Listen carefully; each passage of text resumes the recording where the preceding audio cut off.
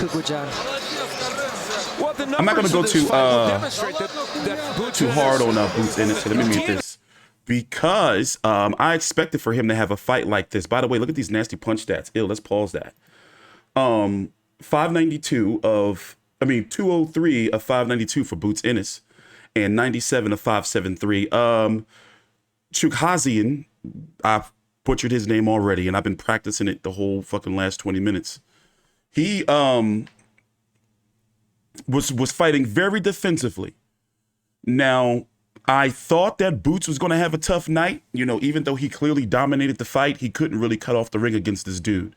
But are you going to really judge him? You know, with the lack of rounds and inactivity, it was only a matter of time before somebody like this Korean guy came along, Ukrainian fighter. Chukhadzhian, I believe that's how you pronounce his name. Now 21-2 with 11 KOs. This was for the IBF interim to be the mandatory for Errol Spence, in which they have 120 days or so to get the fight done. I don't think it's going to happen. The whole 147-pound division has been in shambles, is being held up right now by PBC and Errol Spence. There's no better way you can put it than that. Whether it's Errol Spence outside the ring issues or promotional issues or getting fights done, whatever.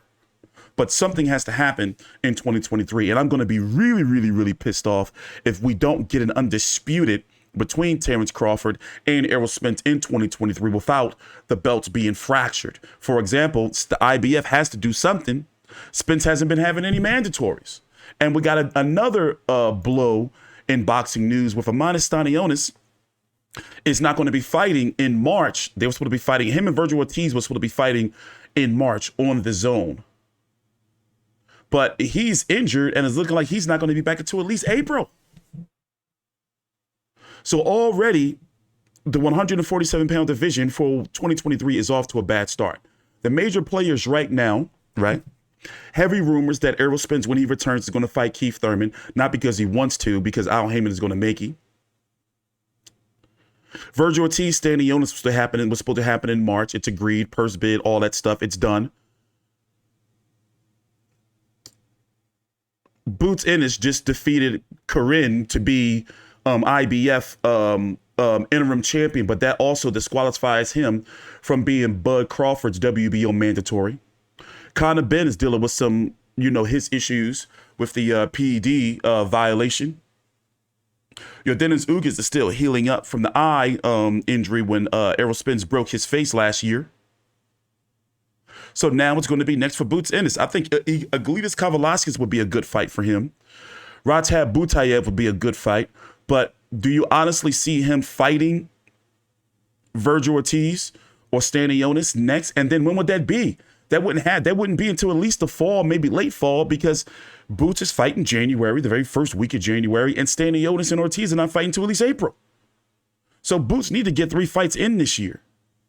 But right now, Errol Spence and Terence Crawford got to do something. In my personal opinion, PBC don't want the Terence Crawford fight. They don't want it because they can't afford for Terence Crawford to possibly beat Errol Spence and then move on to go fight, then take all the belts with him and control the whole 147-pound division.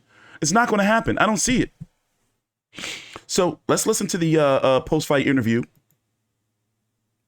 Crazy, nasty punch stats. Body punches. He did some great body work, and at one point it looked like he hurt Chukhadzhian. Chukhadzhian, not good percentages. Not throwing the jab well hurt Chukhadzhian. If you're boxing, you need that punch. Obviously, he didn't do enough offensively in this fight to put himself in a position to be in the fast forward. Action so good. Winner and rounds. Let's make it. Let's get that official decision now from Jimmy Lennon Jr.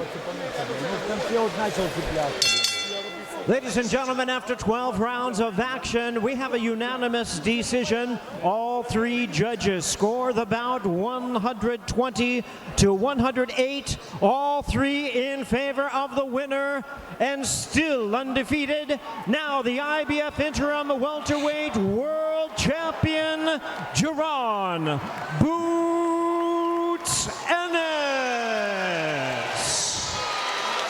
Jaron Boots Ennis remains unbeaten.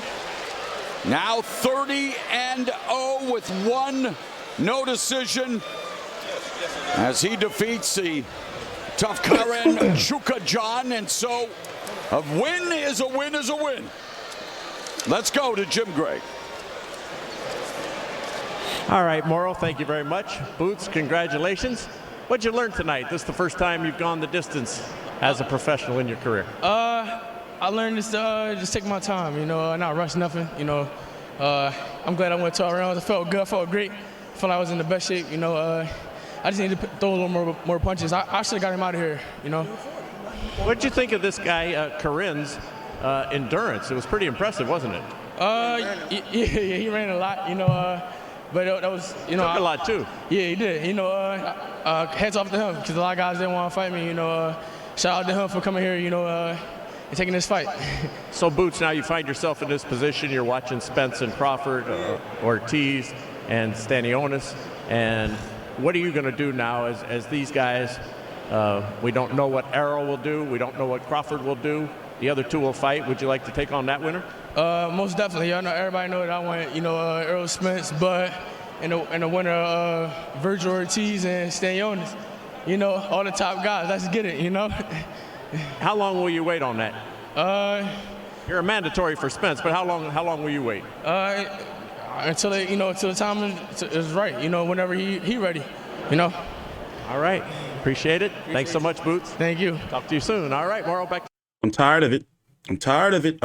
They're all holding each other back. Like, when are they going to go to Al Heyman or whoever's running the show, Steven Nosing, but like, look, what's going on? Or to the sanctioning bodies, because as Adrian Burnett said, you're not getting any younger. And these fighters need to be fighting more. Like, it's not their fault that, you know, like, there's no network. And, you know, like, I'm tired of it. I'm fed up. Also, I'm not a fan of when fighters say, oh, you know, they kept running. You know, cut off the ring. You know, but I'm not gonna get, you know, too hard on him, because I kind of expected that he was due for one of these type of fights. Every fighter gets this type of fight, like where they have like a bad night, or not a bad night, he's still dominated, but they didn't look as best as they could have looked. You know, so I kind of predicted this. The same thing with Rashidi, Ellis, and Roiman Villa. You know, I was like, all right, you know, dude got some shit with him. Even though I fell asleep during the fight, got up and, you know, but still, I said, yo, dude's kind of dangerous. But on to the main event now. Take your time out, like the video, subscribe. I'm TstreeT CONTROVERSY with FightView360. Follow me on my FightView360 boxing channel, which is the link down below in the description box. And basically what we're doing is we're going to be covering only significant major fights, major cards, pay-per-view cards, like obviously Tank Davis, Canelo, Anthony Joshua, Deontay Wilder, Tyson Fury, those guys on this channel. But guys like Navarrete, fucking Lee Wood, fucking John Ryder, guys like that are going to be on my other channel. So let me get up out of here. And the main event's starting. Thanks for watching. I'm TstreeT CONTROVERSY with FightView360. Please subscribe.